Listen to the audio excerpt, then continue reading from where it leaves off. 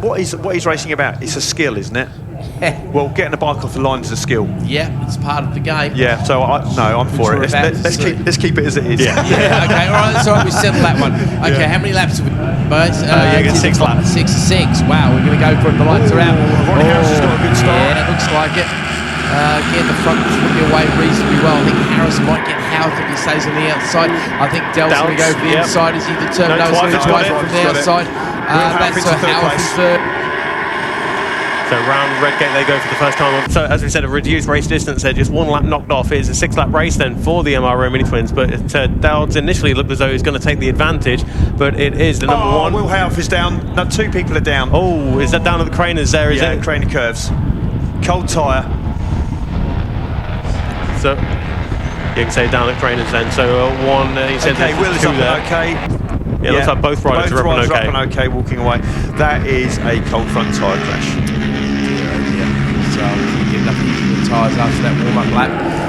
So very frustrating. No, Will is up, and whoever else is involved in that is up. It's one of the something sharp end as well. I'm thinking we didn't see exactly what caused that crash. Whether it's both. Hard to see from that distance there, isn't it? But good to see both riders up and perfectly okay. But the race leaders then heading towards the chicane. We'll be able to see when they don't complete the first lap as to who it may have been who has gone down there. Unfortunately, that's a big old gap between Twyford and Dowds for coming to the end of lap number 1 there, isn't it? It's Mitch de Cran. I'm not seeing Mitch. Yeah, I'm thinking the same thing. Great shame there for Mitch and Will as well. With race leader then Dave Twyford out of the Melbourne Loop and in towards Goddard's end. Dale Dowds number 22, bit of distance between himself and Ronnie Harris. Then it's Bill Harris behind him. Toby Finnis up next. So it's a little bit spread out between the top 2 riders there. And Toby Finnis there, and who's actually behind them? It's the 410 machine of Noah Guillory. So Noah Guillory then, and it's now side by side with Toby Finnis.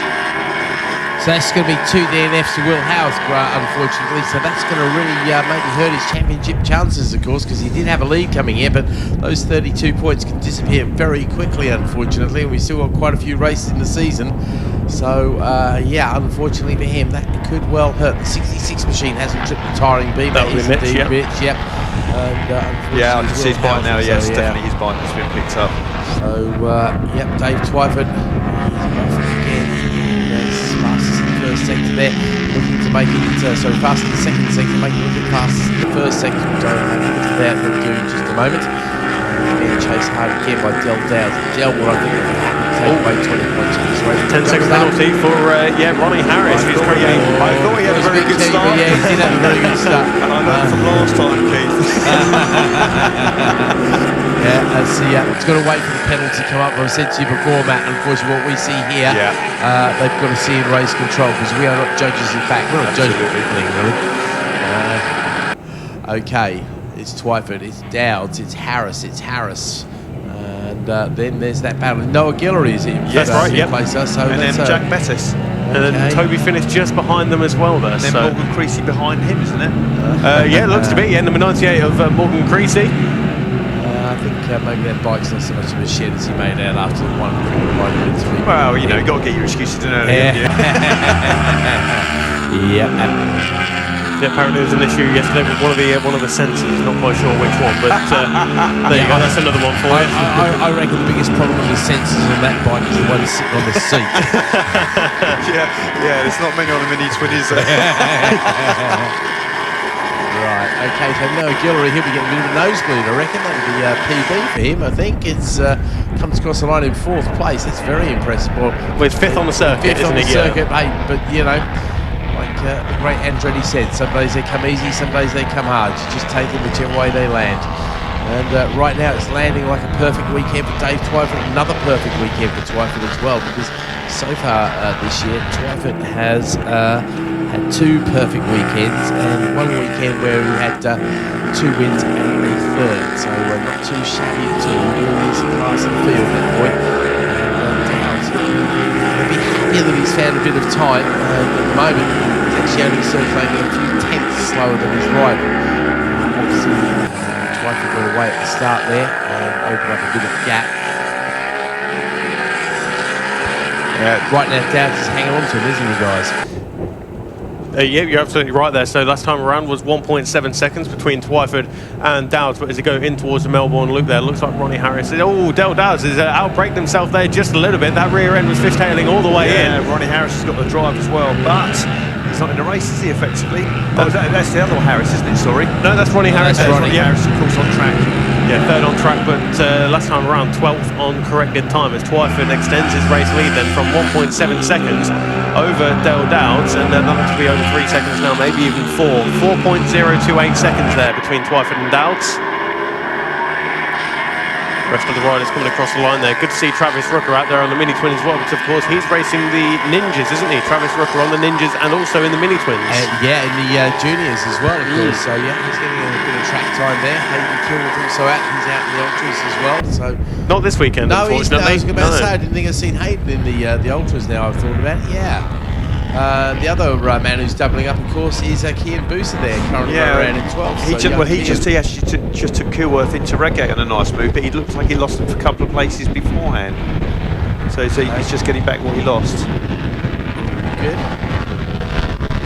The race leader then of Del Dowds in towards the second sector now, yellow in sector number 1. Dowds will follow very shortly, and it's personal best in the first sector there actually for Del Dowds. So there's a 44 flat on the previous lap. Of course, we did see that he outbraked himself going in towards the Melbourne loop. It's a 4-second deficit with 3 laps to go. I think that's a bridge too much, bridge too far.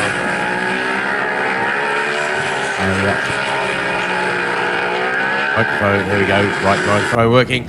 No, I was going to say that Bill Harris is a long way back. I don't think he was that far from Dowds, but of course that's Bill, it's not his brother Ronnie. That's why I'm getting confused, because Ronnie, of course, is relatively close. It was relatively close last time. It's still very close, actually. It's about half a second away from Del Dowds. We won't know him. Maybe he knows he's got that 10-second penalty. He's just riding the best of it, really. Guillory's still holding on to what is effectively 4th place, but he's coming under a lot of pressure. A little bit too much pressure, maybe. That was a move by Menace, yep. Did he make it stick there as they come out of Goddards, and yet Jack Bettis, Noah Guillory is side by side once again on the exit of Goddards, and that's Toby Finnis watching it all happen in front of him, but it is Jack Bettis, number 27, who will have the inside line, and with that the advantage over Noah Guillory as they go in towards Redgate then. A battle there, that is for 4th position. Interestingly, so Ronnie Harris is on the corrected time there, only, 7/10 of a second behind Guillory. So if he can pull out 8/10 or more on this lap, then that'll put him up into 4th position on the time screen. Yeah. None of them will know that. No, that is very true. Yeah. That's the hard thing, isn't it? And this is why, when you're racing, you have to push no matter what it is. If you think you've jump-started, you still have to ride as hard as you can. You can't think about what has happened. You've just got to get on with it. Putting all that information onto a pitboard. That's I guess it's the old classic Rossi and Phillip Island, isn't it? You just show it's got a 10-second penalty and ride accordingly, really. That's a few years ago now, isn't it? It is, yes. 22 years ago. How does he know this stuff? I know. It's just have no life. Well, Del Dowds has got a back marker to deal with, which is going to let Ronnie Harris close up a little bit as he come out the Melbourne loop, but Dell's cleared him, and that's Ronnie Harris to get past. And they haven't looked like he's lost any time. I thought they were going to. So that battle for 5th position on the circuit, 4th position on corrected time there, it was 3, then a bit of a gap, then 2, but now it's Morgan Creasy who's dragged Brian Mayer into it, and Brian's having a good ride actually on that number 115 machine, isn't he? He's just behind Morgan Creasy at the moment, and last time around it's by less than 0.2 of a second. So here they come then, Noah Guillory, Jack Bettis, Toby Finnis, Morgan Creasy and the 115 of Brian Mayer, then a bit of a gap back to Travis Rooker. But that is all the way down to 10th place. What's going to be interesting, Bradley, is that when this gang catch the back marker there, because they're going to be doing that this lap, I think, looking at their pace compared with the back marker. Back marker wandering around in, 211s. These guys punting along in the 140s. So I think they're going to catch him this time round. It's a nice little race going on with the the rookies as well. With the rookies, you're right. We've got Chris Parsons there, very close indeed. Yeah. Actually separated by about 7.5 or 2. Between the three of them. There. Yes, and there's a person pride going on there. Back marker coming into play there. Sorry for that 5th place position there, and going around the outside. Noah Guillory leads that particular battle. Morgan Creasy then goes to the inside line-wise, and Toby Finnis, and everybody through there seemingly. Yep, Brian Mayer through as well. So those 5 riders all battling for 5th position. Ronnie Harris now 4th place on the corrected time, 4.7 seconds behind his brother. I think that may be a little bit too much to overcome with only half a lap to go. I tell you what, if Will Houth is watching the side of the track, he needs to be cheering on Alex Cook, because coming into this round, Alex hasn't got a lot of points, a lot of finishes to his name, and if he can take the 25 points away from the big bag, that would be very useful for him, because Josh Crisp is the man in second, and he's had some good results this weekend, Josh. So Dave Twyford's across the line for the win. Another one, perfect weekend for Dave. This is 5th place, and they're all going to be going in Goddards together. And Jack Bettis is he's going to go for it. Launch up the inside. Come on, Jack. Come on, Jack. That was a good move there. And no, he's not got it. Round wide, and I'll tell you what, Toby Finnis has got a little bit of a drag here, but not quite close enough. No, so Noah Guillory then will take 5th position ahead of Jack Bettis. And we've got the rookie Minitwins coming round for a close one now. Melbourne Lou. Who have we got there? Looks like could well be. Here we go. Luke 2 abreast as we go towards Goddards. Dominique joining the Alex Cook fan club in this moment, I reckon. Take that 5 points away from Mr. Crisp.